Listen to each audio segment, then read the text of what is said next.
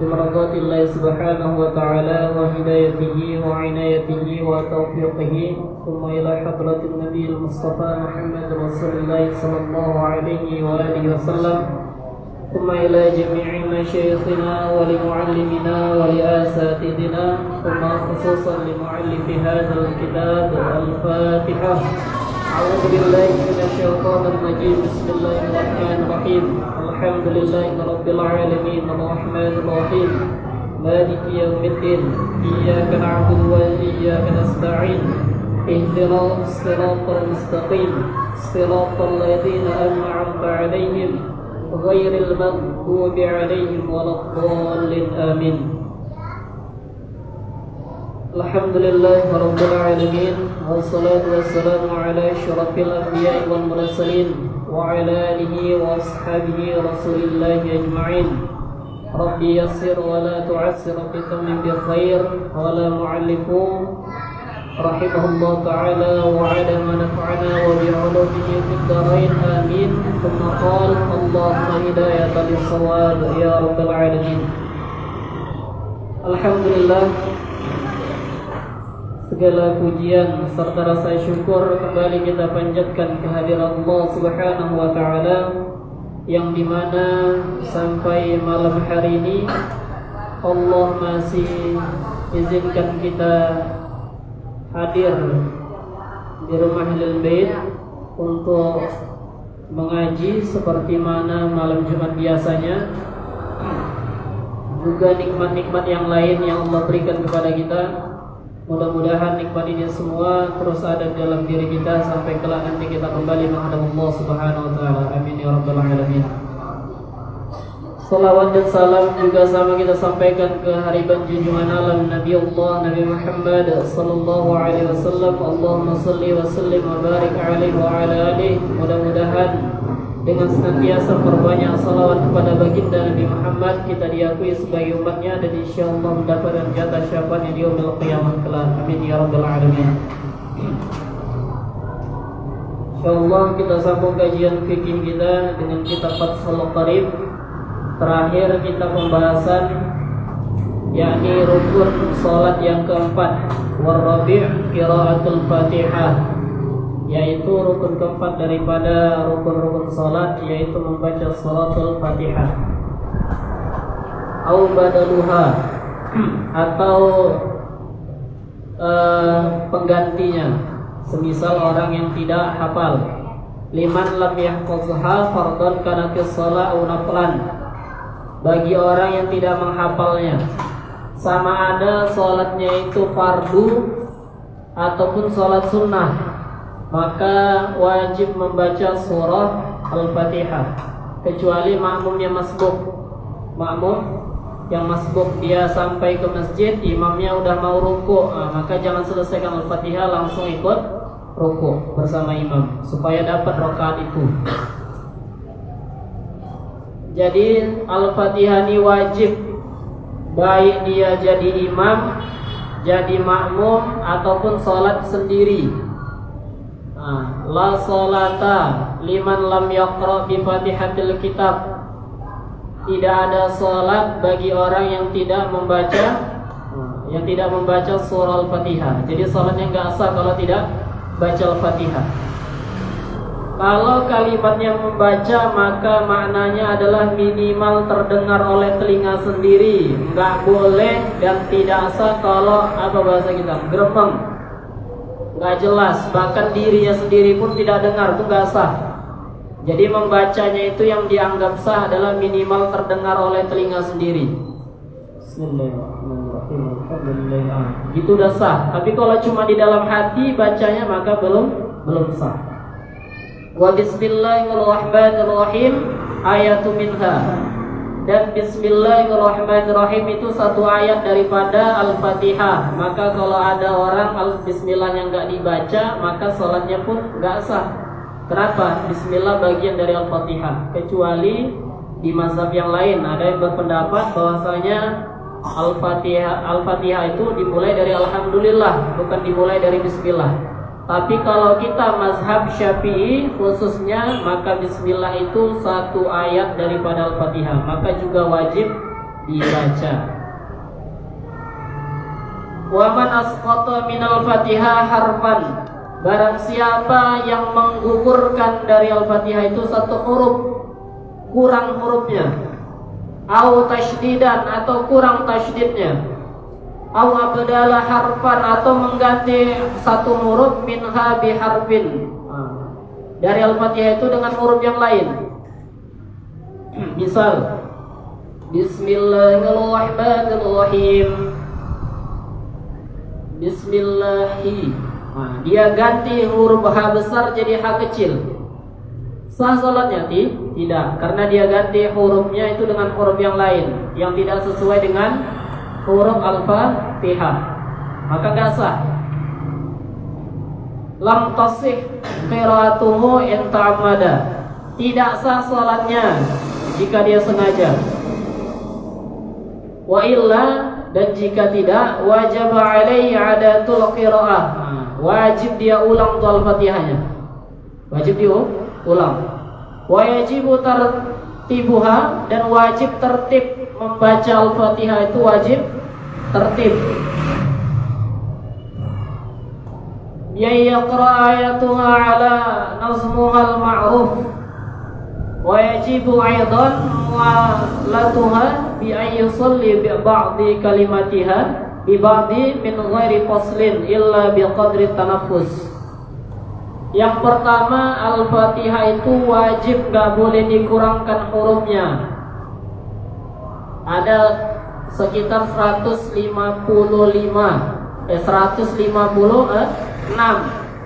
Kalau mazhab Maliki 155. Kenapa bisa berbeda? Karena dalam mazhab Maliki pada kalimat Maliki Yaumiddin mereka pendek mimnya. Sedangkan kita mazhab Syafi'i khususnya itu 2 harokat. Maliki Yaumiddin, itu baru sah. Tapi kalau Maliki Yaumiddin, itu mazhab Maliki. Maka 156 di kita, 155 di mereka. Kemudian membaca surah Al-Fatihah itu wajib tertib, gak boleh dia lompat-lompat. Bismillahirrahmanirrahim, alhamdulillahi rabbil alamin, ghairil maghdubi alaihim maliki yaumiddin, kata dia. Dilompat-lompat ayatnya, sah? Tidak, wajib tertib. Wajibu aidan mu'alatuha, dan wajib juga membaca Al-Fatihah itu dengan mu'alah. Apa mu'alah? Berkesinambungan tanpa ada jeda yang panjang. Seukuran apa boleh menjedanya itu? Biqadri tanaffus, dengan seukuran tarikan napas. Ini hurufnya orang normal lah, seukuran tarikan nafas. Bismillahirrahmanirrahim, alhamdulillahi rabbil alamin, arrahmanirrahim. Tapi kalau dia bacanya jedanya itu panjang, maka nanti wajib ulang, karena udah putus mualahnya. Bismillahirrahmanirrahim, alhamdulillahi rabbil alamin. Ini jedanya udah terlalu panjang, maka diulang bacaan Al-Fatihahnya. Itu dia. Wa in takhallala dzikru baina muwalatiha qat'aha illa ay yata'allaqu dzikru bi maslahati shalah ka ta'minil ma'mum fi athna'il fatihati li qira'ati imamihi. Boleh menjeda Al-Fatihah itu dengan zikir yang ada kemaslahatannya dengan sholat. Semisal imamnya lagi baca Al-Fatihah, Bismillahirrahmanirrahim, alhamdulillahi rabbil alamin, arrahmanirrahim. Rupanya kita ikut. Biasanya kan afdol, ini bukan bicara sah, tapi bicara afdol. Afdolnya itu adalah kita membaca Al-Fatihah setelah selesai Al-Fatihah imam, itu afdolnya. Tapi kalau mau dibarengin Al-Fatihah, imamnya baca kita baca, sah nggak salat kita? Tetap sah. Ini biasa kejadian di salat tarawih. Salat tarawih itu nggak bisa kita amalkan habis imam Al-Fatihah wal Fatihah, karena imamnya nggak ada yang pelan kalau udah musim tarawih. Gigi 4 semua. Jadi imamnya baca Al-Fatihah, awak pun baca Al-Fatihah. Bismillahirrahmanirrahim, awak barengi. Bismillahirrahmanirrahim. Alhamdulillahirabbil alamin. Rupanya imamnya sampai pada kalimat ghairil maghdubi alaihim waladdallin amin. Sementara kita masih kalimat Ar-Rahmanir-Rahim. Ini kan kita dianjurkan mengaminkan bacaan Al-Fatihah imam. Maka mengaminkan Al-Fatihah imam ini itu tidak mutus mualah daripada bacaan Al-Fatihah kita. Nah, itu maksudnya. Apalagi misal imamnya baca surah apa? Wattini wazzaitun wa turi sinin wa hadzal baladil amin. Laqad khalaqnal insana fi ahsani taqwim thumma radadnahu asfala safilin illa alladhina amanu wa 'amilus solihati falahum ajrun ghairu mamnun fama yukadzibuka ba'du biddin alaysallahu bi ahkamil hakimin. Itu kita kan dianjurkan menjawab. Karena itu surah yang dianjurkan ada jawaban dia. Apa? Bala wa ana ala dzalika minasyahidin. Maka menjawab bacaan itu daripada surah yang dibaca imam itu tidak termasuk memutus mualah Al-Fatihah. Maka silahkan lanjut, enggak usah diulang. Nah, itu maksudnya. Wa man jahal al-Fatihah, barang siapa yang tidak tahu atau tidak hafal Al-Fatihah, maka bagaimana ketentuannya nih? Maka yang pertama adalah wajib alaihi sab'a ayatin mutawaliyatin 'audan 'anil Fatihah au mutafarriqatun. Fa in ajaz 'anil Quran ata bi dzikrin. Kalau dia nggak bisa baca Al-Fatihah, misal dia nggak hafal Al-Fatihah, maka dia datangkan dengan ayat atau surah yang lain yang sejumlah dengan Al-Fatihah hurufnya. Kalau juga misalkan jangankan ayat lain Ustaz, jangankan surah lain, Al-Fatihah saja pun yang udah jadi pokok tuh gak hafal. Jadi apalagi surah yang lain, jadi kayak mana? Maka dia ganti dengan zikir. Dengan zikir yang jumlah huruf zikirnya itu sebanyak dengan jumlah huruf Al-Fatihah. Misal jumlah huruf Al-Fatihah tadi berapa? 156. Maka dia jumlahkanlah kalimat zikir yang mau dia gantikan Al-Fatihah tadi sejumlah 156 huruf. Misal Subhanallah, itu berapa huruf? Masih kurang. Walhamdulillah, masih kurang. Wala ilaha illallah, masih kurang. Allahu akbar, misalkan udah sama. Sudah. Berarti itu udah jadi pengganti daripada Al-Fatihah.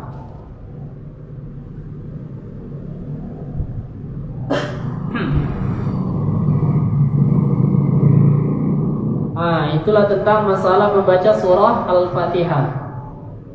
Kemudian ini yang jadi sering pertanyaan nih adalah orang yang ngelamun lagi sholat berjamaah, ngelamun karena mungkin pertama dia ngelamun banyak pikiran, yang kedua dia terkesima dengan bacaan imamnya. Misal imamnya tuh suara yang merdu kali, Bismillahirrahmanirrahim, Alhamdulillahi Rabbil Alamin, ada nahawan, ras, jiharka, macam-macam. Dia baca, akhirnya dia ngelamun. Rupanya imamnya udah baca surah, masih ngelamun, gak sadar. Akhirnya imamnya ruku, Allahu Akbar. Sementara dia pun ikut ruku, Allahu Akbar. baru sadar dia, kok ngelamun aku? Tadi aku belum baca Al-Fatihah, kok ini ruku pula? Cemana status sholat dia nih? Status sholat dia ini masih sah, tapi belum batal. Tapi dia harus tetap wajib ikut imam. Ikut imam rakaat pertama tuh dia belum dihitung karena Al-Fatihahnya belum dia baca. Ikut sama imam, dia nggak boleh balik kecuali dia sholat sendiri di rumah. Kalau sholat sendiri di rumah, lupa baca Al-Fatihah, udah ruku, tinggal balik saja. Tinggal balik lagi berdiri. Kenapa? Kalau dia lanjutkan ruku pun rukunya tuh nggak sah. Karena salah satu syarat sahnya ruku harus sah dulu rukun sebelum ruku. Apa rukun sebelum ruku? Membaca Al-Fatihah. Sementara dia belum baca Al-Fatihah, maka rukunya pun tidak sah. Jadi dia kalau sholat sendiri dia tinggal balik saja, berdiri baca Al-Fatihah lagi, kemudian dia ruku, barulah sah di rukunya. I'tidal sujud tinggal dia teruskan sholatnya. Tapi kalau sholat berjamaah, kalau dia paksa balik sholatnya batal. Karena apa? Karena dia harus ikut gerakan imam. Karena dia sudah terikat dengan imam dengan niat makmuman. Nah, itulah pengikatnya. Jadi kayak mana? Tetap ikut dia sholat bermakmum sama imam. Nanti imam salam, dia naik lagi tambah 1 rakaat. Ini yang jadi permasalahan. Kalau safnya di pinggir, di belakang aman. Kalau safnya pertama apalagi di belakang imam, meriah orang. Ini apa-apaan nih? Sholat isya misalkan, takbir sama-sama awak, imam salam, kenapa dia tambah 1 rakaat? Ini mazhab apa dia nih? Sholat isya 5 rakaat ini tuh pasti bakal ditengahi orang. Jadi kayak mana? Itulah hukumnya. Harus tetap dia berdiri tambah 1 rakaat. Karena tadi kalau dia paksa dia duduk, pertama sholatnya batal. Ikut dia salam sama imam, takut aku kata dia, malu, takut atau malu, maka sholatnya batal, dia berdosa dan wajib diulang dari awal. Maka dia harus berani-berani, pede-pede lah. Itulah namanya resiko mengamalkan kaji tadi, mengamalkan ilmu. Dia berdiri tambah 1 rakaat. Kalau takut kali diliri orang, merem aja awak, merem. Itulah hukumnya. Maka hati-hati. Ini bukan nggak mungkin kejadian, bisa jadi kejadian. Orang sekarang kan banyak kali beban masalahnya, di dalam sholat dibawa semua masuk, beban ekonomi segala macam. Akhirnya di dalam sholat bingung. Akhirnya gimana? Lupa Al-Fatihah, ikut imam, tetap nanti imam salam dia tinggal tambah 1 rakaat. Gak berani ya Ustaz. Belum cukup nyali awak, berdosa. Sekarang pertanyaannya mau milih mana? Takut sama manusia apa takut sama Allah? Disinilah diuji nyali awak. Diuji. Kemudian, itu tadi tentang permasalahan Al-Fatihah.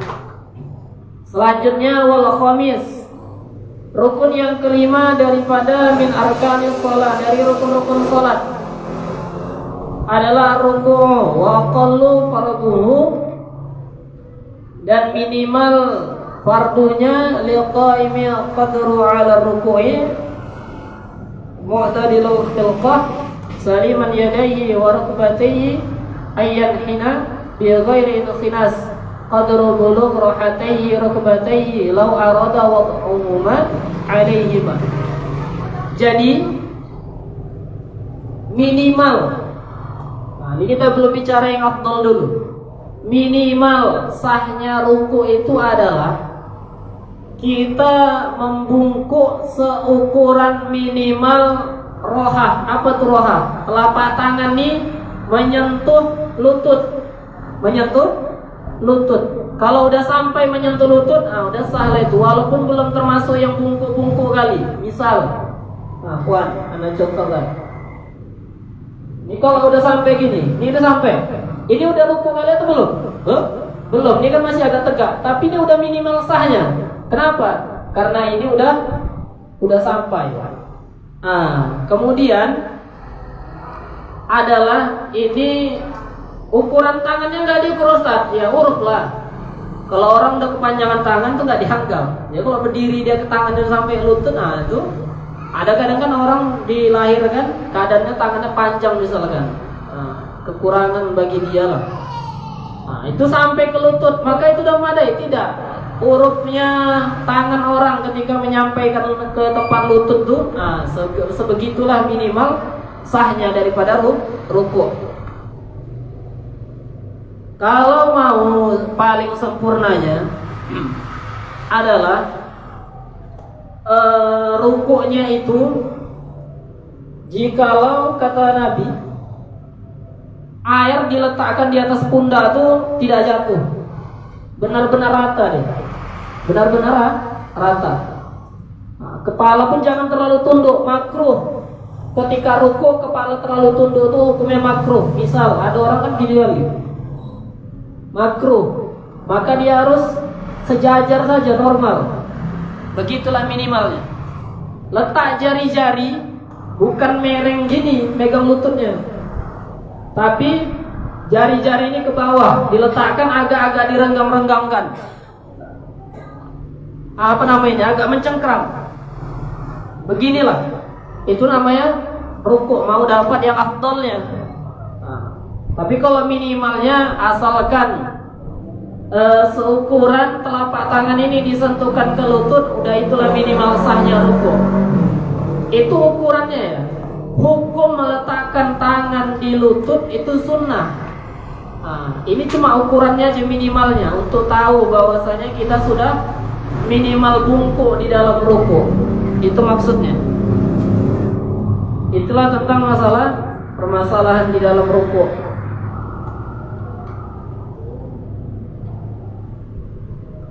Kemudian yang selanjutnya adalah wasadis, rukun yang ketujuh daripada min arkanis shalah, dari rukun-rukun salat. At-tuma'ninatu adalah tuma'ninah, wahiyya sukunun ba'dal harakah. Pengertian tuma'ninah adalah sukunun ba'dal harakah, diam dari bergerak. Itulah tuma'ninah. Ada jeda, nah, itu namanya tuma'ninah. Jangan langsung, nggak sah salatnya. Misal dari berdiri ke ruku, Allahu Akbar, seukuran apa ruku ini? Biqadri subhanallah, dengan seukuran kalimat subhanallah. Itulah minimal ruku, minimal tuma'ninah. Allahu Akbar, subhanallah, sami'allahu liman hamidah, sah rukunya. Tapi kalau dia langsung macam kemarin tuh viral di daerah Jawa sana tuh, yang sholat 23 rakaat 7 menit tuh, Allahu Akbar, sami'allahu liman hamidah, Allahu Akbar, Allahu Akbar, Allahu Akbar, Allahu Akbar, Allahu Akbar. Itu nggak sah karena nggak ada tuma'ninahnya. Jadi tuma'ninah itu sukun ba'da harakah, diam daripada bergerak, nasi jeda dia. Maka sholat jangan kenceng-kenceng kali. Ingat ya, ruku itu adalah rukunnya, syaratnya harus ada tuma'ninahnya. Adapun mengucapkan tasbih di dalam ruku hukumnya sunnah. Sampai seberapa sunnahnya, kesunahannya? Sampai 11. Boleh 1 kali, boleh 3 kali, boleh 5 kali, boleh 7 kali, boleh 9, boleh 11. Dan di ruku boleh berlama-lama. Kenapa? Karena ruku itu rukun panjang. Nah, jadi membaca tasbih di dalam ruku hukumnya sunnah. Yang jadi patokan adalah tuma'ninahnya. Jadi seukuran minimal tuma'ninah itu biqadri subhanallah, dengan seukuran 1 kalimat subhanallah. Itulah arti tuma'ninah. Wasabi' ar-rafu' min ar-ruku' wal i'tidal. Kemudian rukun yang ke-8,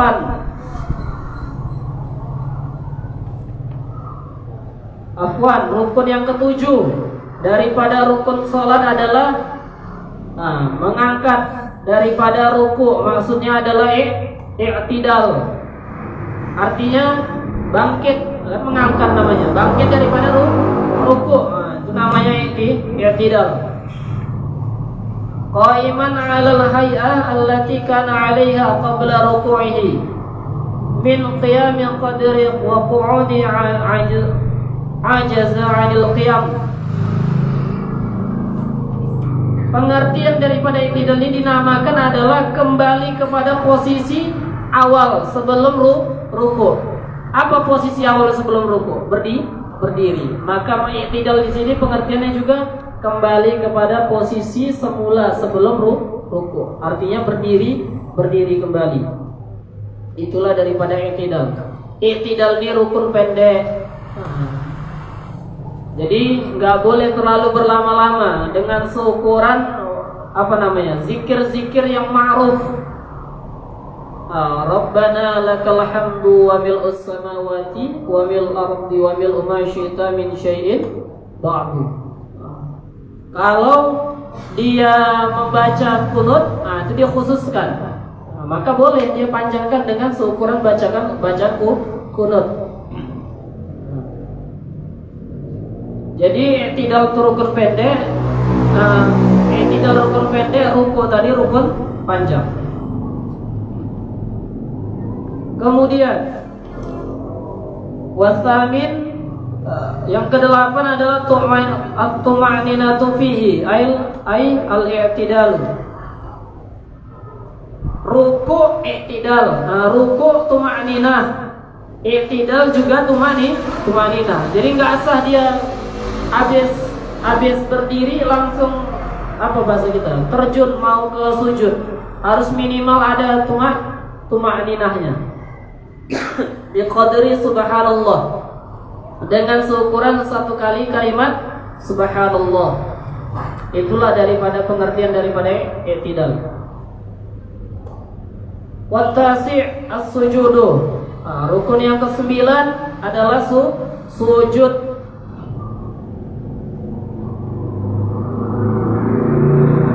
Marataini fi kulli rak'atin wa qalluhu mubasyaratan wa da'a jabhatuhul musalli. Adalah ruku ini, sujud ini 2 kali pada setiap rakaat, dan minimalnya sujud adalah orang yang sholat meletakkan kening, jabah, keningnya ke tempat sujud, minal ardi aw ghairiha, wa kamaluha ayyukab bira lahwil sujud bila raf'i yadayhi wa yada'u rukbatayhi thumma yadayhi thumma jabhatuhu thumma yadayhi thumma jabhatuhu wa anfahu. 7 anggota sujud ini wajib menyentuh tempat sujud. Apa itu 7 anggota sujud? Pertama, kening 1, telapak tangan kanan dan kiri 2 dan 3, lutut kanan dan kiri 4 dan 5, dan mohon maaf telapak kaki bagian dalam 6 dan 7. Makanya wajib, mazhab Syafi'i khususnya itu wajib, pendapat yang paling kuat, wajib telapak kaki bagian dalam itu menyentuh tempat sujud, dan jari-jarinya menghadap ke arah kiblat. Maka nggak sah orang yang sujudnya diselonjorkan gini aja jari-jari kakinya. Dia harus agak ditekukkan. Itu supaya sah. Ini pendapatnya Imam Nawawi. Adapun pendapatnya Imam Rafi'i mengatakan rukun sujud anggota sujud cuma 1, yakni ke kening. Kita ikut pendapat Imam Nawawi saja. 7 anggota sujud, dan hanya kening yang wajib langsung menyentuh tempat sujud. Artinya kening, jabahani, kening itu tidak boleh berlapis dengan sesuatu yang bergerak dengan gerakan orang yang sholat. Misal ibu-ibu yang perempuan, kadang kan dia sholat di masjid misalkan, sajadahnya agak berdebu atau sajadahnya agak keras, sehingga mungkin males dia langsung menyentuhkan keningnya ini di tempat sujudnya atau sajadahnya. Akhirnya dia bentangkan telekungnya, dia sujud di atas telekungnya, maka tidak sah sholat perempuan tersebut. Ibu-ibu, nggak sah. Kenapa? Karena telekung itu kan sesuatu yang bergerak dengan gerakan orang yang sholat. Berbeda kalau bagi misalkan kita yang laki-laki, kadang sebagian orang bawa ini apa namanya ini? Ini namanya rida atau sorban. Dia letakkan di tempat sujud. Dia sujud di atas sorban nih. Sah sholatnya? Sah. Kenapa? Karena sorban ini sudah tidak lagi bergerak dengan gerakan kita yang sholat. Nah, itu maksudnya. Maka nggak ada masalah. Yang lain-lain itu boleh tertutup, hanya kening saja yang nggak boleh tertutup. Tangan boleh tertutup. Maka kalau ada orang sholat pakai sarung tangan, sholatnya sah. Kalau ada orang sholat pakai kaos kaki, sholatnya juga tetap sah. Jadi hanya kening saja yang wajib terbuka. Itu permasalahan tentang sujud. Kemudian sujud itu harus minimalnya adalah sedikit dia tekankan, nggak boleh cuma sekedar dia tempelkan saja di sajadah, nggak sah nanti. Harus agak sedikit dia tekankan keningnya, biar sah sujudnya. Tahamul istilahnya, sedikit menekankan kening di tempat sujud. Seminimal apa menekannya itu? Sekira-kira kalau ada kapas atau busa, dia letakkan di bawah keningnya. Itu busa tuh penyet dengan tekanan daripada keningnya. Itulah minimal sahnya sujud. Jadi kalau cuma dia tempelkan gini saja tanpa ada tekanan, belum sah tuh. Sedikit dia tekankan, seukuran seandainya ada busa atau kapas diletak di bawah keningnya, busa atau kapas tuh penyet.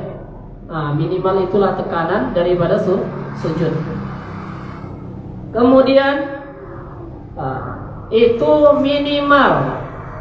Ada saja sebagian kecil daripada kening yang sudah menyentuh tempat sujud, itu udah sah sujudnya. Menyentuhkannya semua ini keseluruhan sunnah, bagus dibuat. Tapi misalkan ada orang nggak pakai peci, poninya panjang misalkan, susah dia kalau mau dikibas-kibaskan rambutnya, akhirnya dia sujud. Selama dia yakini ada sedikit saja dari bagian keningnya yang menyentuh tempat sujud, maka sujudnya sudah sah. Terakhir daripada sujud adalah kalau mau dapat pahala sunnah dan afdolnya sujud adalah menyentuhkan hidung di tempat sujud. Enggak cuma kening, tapi hidung juga dia sentuhkan di sajadah tempat dia sholat. Sunnah hukumnya, bagus dibuat. Tapi kalau hidungnya pesek, nggak usah dipaksa-paksa kali. Nggak usah. Kening kena kemudian kepada hidung. Sunnah, bagus dibuat. Ini saja kajian kita pada malam hari ini. Mudah-mudahan bermanfaat untuk kita semua. Kemudian kalau ada yang mau ditanya, dipersilakan. Gak mesti tentang yang ini, tentang yang lain. Assalamualaikum warahmatullahi wabarakatuh.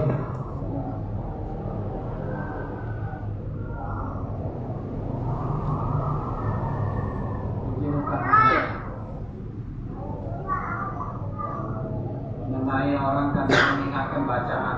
Bacaan sami itu kan sebenarnya sunnah dalam sholat. Tapi banyak masih kita lihat kejadian jamaah itu di saat imam baca surah ada yang lupa ayatnya, otomatis langsung jamaah menyambungkannya. Status sholat jamaah itu apakah batal atau gimana? Itu satu-satu.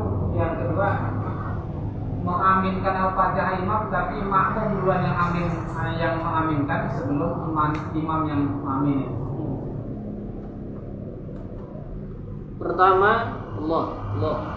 Pertama mengaminkan bacaan atau membuka jalan, sunnah hukumnya. Misal imamnya buntu, lupa baca surah. Kadang kan apalagi sholat subuh di rentan, imam tuh kadang mau blank deh, lupa. Misalkan dia udah buntu nggak dapat jalan, akhirnya kayak mana? Sunnah bagi imam membuka jalan seukuran sampai surah yang kira-kira dia udah bisa nyambungnya, maka sampai situ saja. Nah, dia buka jalan. Sunnah, nggak ada masalah. Sholat makmum tidak batal, nggak ada masalah. Dia membuka jalan, bagus. Sunnah hukumnya. Kemudian mengaminkan bacaan imam. Afdolnya adalah selepas bacaan imam baru kita ngamin. Nah, imamnya mengaminkan amin makmum berbarengan dengan aminnya imam, itu juga berbarengan dengan aminnya para malaikat. Misal ghairil maghdubi alaihim waladdallin, amin.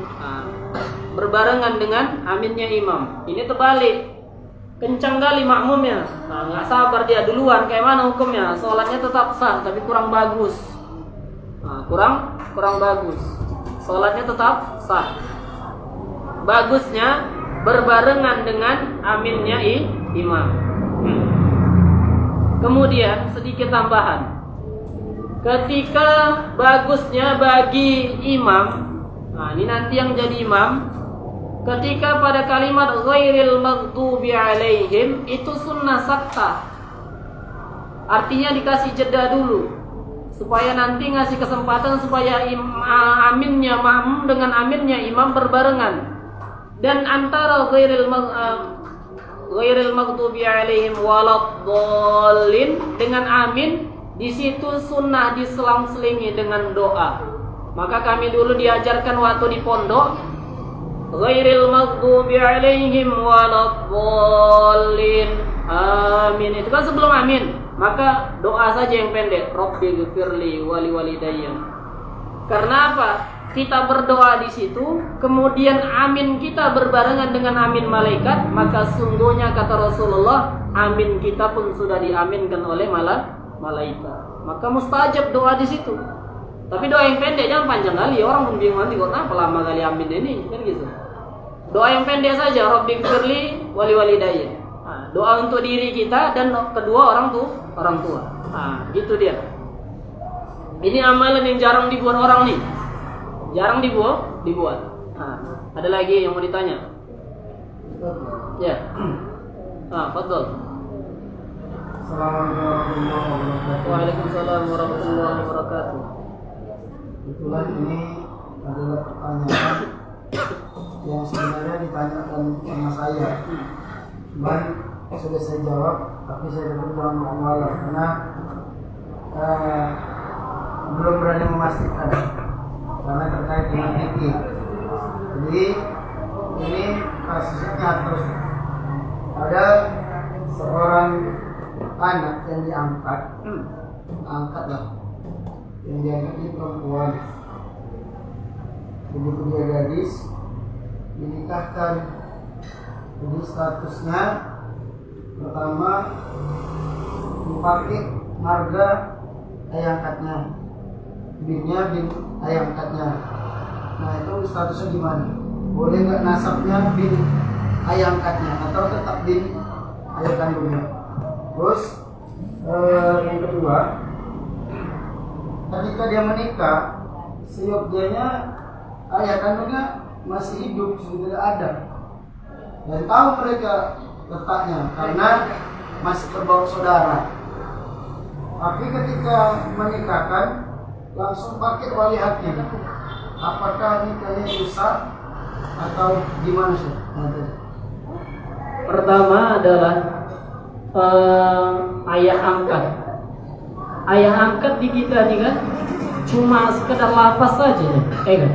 Ayah ibaratnya kalau ku angkat jadi anak angkatku kan gitu. Tapi secara nasab binnya tetap ke bin ayah aslinya kan. Bin ayah aslinya. Kalau dia nikah misalkan, kan gitu tadi pertanyaannya.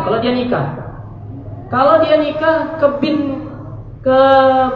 ke amai, ke ayah angkatnya, sebenarnya tidak ada masalah antara bin ini.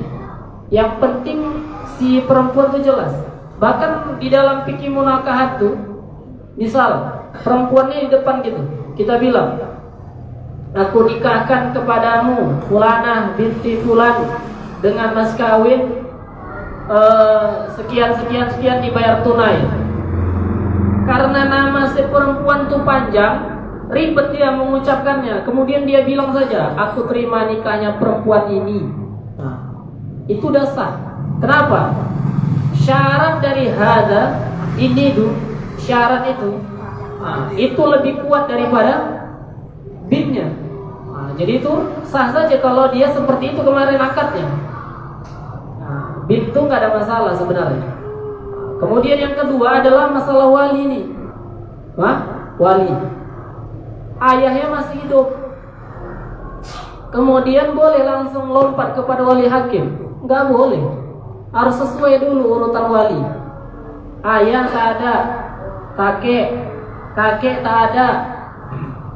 Maka ayahnya kakek, biasa kalau udah kakek nggak ada, ayahnya kakek pun udah nggak ada. Nah, kalau nggak ada ke atas, maka baru saudara kandung. Nggak ada saudara kandung, saudara seayah. Saudara seayah paham? Satu ayah lain mak, itu namanya saudara seayah. Satu ayah lain mak. Nggak ada juga, maka anak daripada saudara kandung, keponakan kita, kalau udah balik dia, udah dewasa. Nggak ada juga, baru pindah kepada paman. Nggak ada juga paman, baru anaknya paman. Itulah urutan wali. Sementara ini ayahnya masih hidup, langsung lompat kepada wali hakim. Boleh langsung lompat kepada wali hakim ketika ini perempuan nikah dengan di luar, jaraknya 2 marhalah. Misal dia orang cinta rakyat, nikahnya di Perapat Sidikalang misalkan, kantor KUA Sidikalang, dinikahkan sama wali hakim sana, boleh? Boleh. Walaupun ayahnya ada. Kenapa? Karena kalau orang udah pindah langsung, udah sapar langsung 2 marhalah, maka walinya bisa langsung wali hakim. Tapi ini di tempatnya Ustaz, boleh? Maka tidak boleh. Kecuali ayahnya berwakil kepada wali hakim, silakan boleh. Aku berwakil kepadamu untuk mewalikan anakku. Silahkan, gak ada masalah. Nanti lapasnya ketika dia mau nikahkan juga ada lapas wakil. Aku nikahkan kepadamu perempuan ini, sebutkan namanya, binti ini, yang walinya berwakil kepadaku. Gitulah cara akadnya. Maka kalau tidak seperti itu gak sah, wajib diulang tuh akadnya. Jadi kalau misalnya kemarin kasusnya, jadi langsung dia nggak ada persetujuan ayah kami, jadi langsung tuan kadi itu yang dikatakan. Itulah tuan kadi pun kadang harus bijak-bijak, tanya dulu, mana ayahnya. Tak mau nikahkan, minimal minta diwakilkan sajalah. Begitulah, begitu caranya. Ada tuan kadinya main serobot aja, nggak tahu dia dimainkannya aja. Nggak boleh, harus sesuai prosedur hukum syariat yang berlaku. Ada lagi? Febri. Hukum mengusap wajah habis sholat ketika berdoa. Sunnah mengusap wajah, hukumnya sunnah, nggak ada masalah. Mau dibilang bid'ah nggak ada. Bagi orang yang tinggi dan ketika rukuk lebih dari sebenarnya patokannya adalah menyentuhkan tangan rohani ke tempat lutut. Kalau dia lebihkan pegangannya, sebenarnya patokannya adalah rohani, telapak tangannya disentuhkan di lutut. Gak apa-apa agak apa nih, dilekukan sedikit. Tapi kalau dia lebihkan, Nah ini kalau tangannya normal lah. Kalau dia lebihkan sampai dia megangnya nggak di lutut, dia megangnya di betis. Bukan betis, apa namanya? Tulang keringnya, tulang kering. Dia pegangnya di situ, hukumnya makruh. Ruku memegang tulang kering, melewati lutut, hukumnya makruh. Sama seperti ketika ruku kepalanya terlalu apa namanya?